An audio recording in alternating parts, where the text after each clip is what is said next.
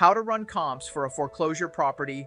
Most people lose money at foreclosure auctions for one simple reason.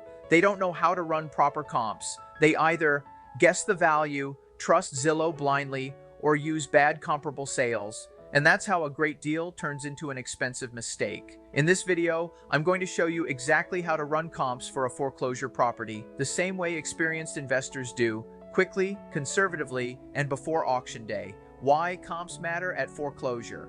Auctions. At an auction, you don't get a second chance. If your comps are wrong, your max bid is wrong, your profit disappears, and you overpay without realizing it. Comps tell you what the property will realistically sell for after repairs, not what someone hopes it's worth. Step 1. Define the subject property. Before pulling comps, get clear on the property itself. Bed and bath count, square footage, year built, lot size, single-family duplex, etc. This matters because your comps must match this as closely as possible. A 3-bed, 2-bath home does not comp to a 4-bed with a garage conversion. Step 2. Set a tight radius. Distance matters more than people realize. Your comps should be, ideally within half a mile, never more than 1 mile unless it's rural, in the same neighborhood or subdivision if possible. Crossing major roads, school districts, or neighborhoods can completely distort value. Step 3. Use recent sales. Only foreclosure comps must be sold properties only, not active or pending, sold within the last 3 to 6 months.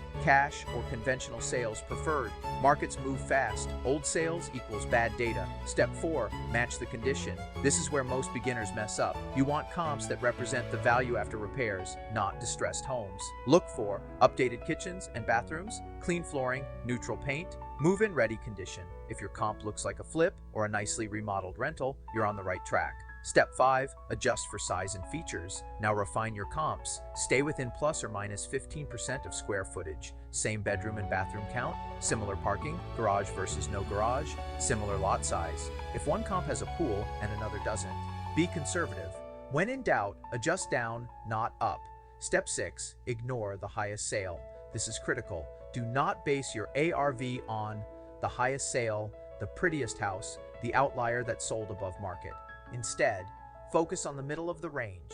Look for 3 solid comps that cluster together. That middle number is usually your realistic ARV. Step 7. Sanity check with active listings. Finally, do a quick check. Look at active listings nearby. Compare price per square foot. Make sure your ARV isn't higher than current listings. If actives are lower than your ARV, your number is too high. Final tip: conservative comps win auctions. At foreclosure auctions, you don't need perfect comps, you need safe comps. If you underestimate value slightly, you're protected. If you overestimate value, you overpay. That's the difference between investors who win long-term and those who disappear after one bad deal. If you want to learn how to run comps fast, set your max bid with confidence, and avoid costly auction mistakes, make sure to subscribe and check out my other auction training videos.